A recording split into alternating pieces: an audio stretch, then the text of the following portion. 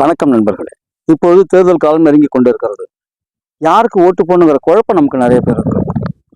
மக்களுக்கு யார் அதிக நன்மைகளை செய்திருக்கிறார்களோ அவர்களுக்கு நம்ம ஓட்டு போடணுங்கிறது தான் தார்மீகமான ஒரு கடமை என்றுதான் நம்ம சொல்லணும். பத்திரிகையில் ஒரு செய்தியை பார்த்தோம். தற்போதைய பாரத பிரதமர் திரு நரேந்திர மோடி அவர்கள் ஒரு மிக அருமையான ஒரு கருத்து சொல்லியிருந்தாங்க. இதுக்கு முன்னாடி இருந்த பிரதமர்கள் யாருமே, ஆட்சியாளர்கள் யாருமே மக்களுடைய திறமையில் நம்பிக்கை வைக்கல.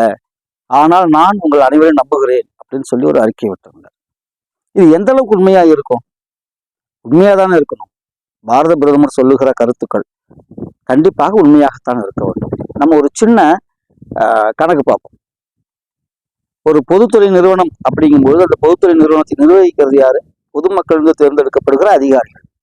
அப்படின்னா நேரடியாக பொதுமக்களுடைய சொத்தாகவும் பொதுமக்களுடைய திறமையினால் இயங்குகிற ஒரு நிறுவனமாகவும் தான் பொதுத்துறை நிறுவனங்கள் இருக்கும். இந்தியாவிலேயே அதிக பொதுத்துறை நிறுவனங்களை உருவாக்குனது யாரு? அது அதிகமாக வித்தது யாரு? எந்த ஆட்சியாளர்கள் விற்க ஆரம்பித்தார்கள்? இன்று வரை எவ்வளவு வித்திருக்காங்க அப்படின்னா நம்ம கொஞ்சம் பார்க்கலாமா? ஒரு சின்ன சீட்டுக்குள்ள அடங்கியிருந்தாலும் இதுக்குள்ள இந்தியாவுடைய ஒரு நீண்ட நெடிய வரலாறு இருக்கு. 1950 இந்தியாவுடைய முதல் பிரதமராக திரு ஜவஹர்லால் நேரு அவர்கள் பதவி ஏற்றுக்கிட்ட பிறகு ஏறக்குறைய 33 பொதுத்துறை நிறுவனங்களை உருவாக்கியிருக்கார். அந்த 33 பொதுத்துறை நிறுவனங்களுக்கும் யார் தலைமை அதிகாரியாக இருந்திருப்பார்கள்? பொதுமக்கள் தான். அங்கிருந்து படித்து மேலே போனவர்கள். அந்த பொதுத்துறை நிறுவனங்கள் வேலை செய்வர்கள் எல்லோருமே அரசாங்கத்தால் தேர்ந்தெடுக்கப்பட்ட அரசு ஊழியர்களாக இருந்திருப்பார்கள். தனியாருக்கு கீழே அடிமையாக இருந்திருக்க மாட்டார்கள். இதுல முக்கியமான சொல்லணும்னா அணுசக்தி துறை 1954, பாபா அணு ஆராய்ச்சி மையம் 1954, இயற்பியல் ஆய்வுக்கூடம் 1957, இஸ்ரோ 1962, தேசிய வேதியியல் ஆய்வகம் 1950, கண்ணாடி மற்றும் செராமிக்ஸ் ஆய்வு நிறுவனம் 1950. ரொம்ப முக்கியமா LIC வெறும் 5 கோடி முதலீட்டுல ஜவஹர்லால் நேரு ஆட்சி காலத்தில் துவங்கப்பட்டது.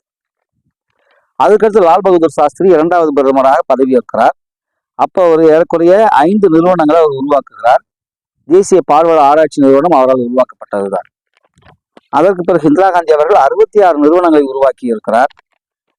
ராஜீவ்காந்தி காலத்துல பாத்தீங்கன்னாக்கா 16 பொதுத்துறை நிறுவனங்களை உருவாக்கி இருக்கிறாரு. VP சிங் அவர் பங்குக்கு 2 பொதுத்துறை நிறுவனங்களை உருவாக்கி இருக்காரு.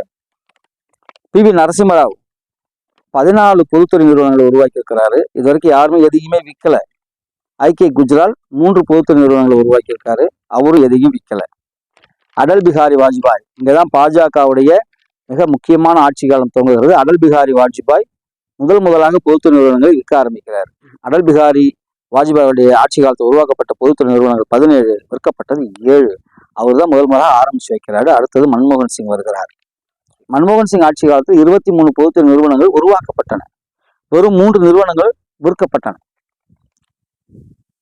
இப்பொழுது ஏறக்குறைய 2014 இன்று வரை திரு நரேந்திர மோடி அவர்கள் பாரத பிரதமராக இருக்கிறார். இவர் ஒரே ஒரு பொதுத்துறை நிறுவனத்தை கூட உருவாக்கவில்லை என்பதுதான் இதில் இருக்கின்ற ஒரு மிகப்பெரிய சோகம் அப்படின்னு சொல்லணும். எவ்வளவு வித்திருக்காரு? 23 பொதுத்துறை நிறுவனங்களை வித்துட்டாரு. இன்னும் மீதி இருக்க நிறுவனங்களை விற்கிறதுக்கு பேசிக்கிட்டு இருக்காரு.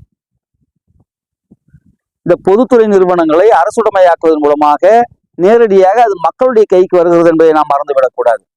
ஆனால் நரேந்திர மோடி அவர்களுடைய கண்ணோட்டத்தில் யார் பொதுமக்கள் என்றால் அம்பானியும் அதானியும் டாட்டாவும் என்று நம்ம எடுத்துக்கொள்ளலாம். இந்திய அரசாங்கம் கையகப்படுத்திய ஏர் இந்தியாவை திரும்ப கொடுத்துட்டார். இன்னைக்கு உலகத்திலேயே சொந்த விமானம் இல்லாத ஒரு நாடு, ஒரு விமானத்துறை இல்லாத ஒரு நாடு நம்முடைய நாடாக இருக்கிறது அப்படின்னு சொன்னா மிகையில்லை. HAL செய்த பலவிதமான இந்திய இராணுவத்துக்கு தேவையான ஆராய்ச்சிகளை எல்லாம் ரிலையன்ஸ் இண்டஸ்ட்ரிக்கு எடுத்து கொடுக்கிறார். இந்திய பாதுகாப்பு துறையில் தனியார் பங்களிப்பை அவர் கொண்டு வருகிறார். இந்திய ரயில்வே துறையில் தனியார் பங்களிப்பை கொண்டு வருகிறார். இந்திய விமானத்துறையில் தனியார் பங்களிப்பை கொண்டு வருகிறார். இந்திய மின்துறையில் தனியார் பங்களிப்பை கொண்டு வருகிறார். இந்திய நெடுஞ்சாலைத்துறையில் தனியார் பங்களிப்பை கொண்டு வருகிறார். ரொம்ப முக்கியமா இன்னொரு கேள்வி குத்தினா, இந்த நாளில் பிரதமர் இவ்வளவு கோடி செலவு செய்யப்பட்ட தேசிய நெடுஞ்சாலைகளை நாட்டுக்கு அர்ப்பணித்தார். அர்ப்பணிக்கிறதுனா என்னன்னு தெரியுமான்னு தெரியல இந்த ஆட்சியாளர்களுக்கு. அர்ப்பணிக்கிறதுனா ஒரு டோல் வாங்கக்கூடாது. தேசத்துக்கு அர்ப்பணிச்ச ஒருபாடு அங்க மக்களிடம் வாங்கக்கூடாது. தனியாருக்கு அர்ப்பணிக்கிறார் அப்படின்னு சொல்லியிருக்கணும். மிகவும் கேள்விக்குத்தா இருக்கு. எல்லாத்தையும் தனியாருக்கு கொடுத்துட்டு நாங்க பொதுமக்களுடைய திறமையை நம்புகிறோம் சொல்றது என்ன மாதிரியான ஒரு கேள்வி கூத்து? இந்த கேள்வி கூத்தெல்லாம் பார்த்துக்கிட்டு நம்ம சும்மா இருக்கணுமா? உங்களுடைய மத அரசியலை பற்றி, உங்களுடைய சாதி அரசியலை பற்றியோ நாங்கள் பேசவில்லை. இந்த தேசத்திற்கான முன்னேற்றமாக எதை நீங்கள் காண்பிக்க இருக்கிறீர்கள்? முந்தைய ஆட்சியாளர்கள் கொண்டு வந்த அத்தனை பொதுத்துறை நிறுவனங்களையும் தனியாருக்கு தாரை வார்ப்பதையா? எது வளர்ச்சி? உருவாக்குவதா, விற்பதா? பொதுமக்களாகிய நீங்கள் அனைவரும் மிக முக்கியமான முடிவை எடுக்க வேண்டிய கட்டத்தில் இருக்கிறீர்கள். இந்த காணொலியை அனைவருக்கும் பகிருங்கள். எதிர்வருகின்ற தேர்தலில் யாருக்கு எதற்காக ஏன் வாக்களிக்க வேண்டும் என்கின்ற ஒரு புரிதல் உருவாகி இருக்கும் என்று நான் நம்புகின்றேன். வளர்ச்சியை நோக்கிய இந்தியா வேண்டுமென்றால், வளமான பாரதம் உருவாக வேண்டுமென்றால் நாம் தகுதியானவர்களை தேர்ந்தெடுக்க வேண்டும். ஜெய்ஹிந்த். நன்றி, வணக்கம்.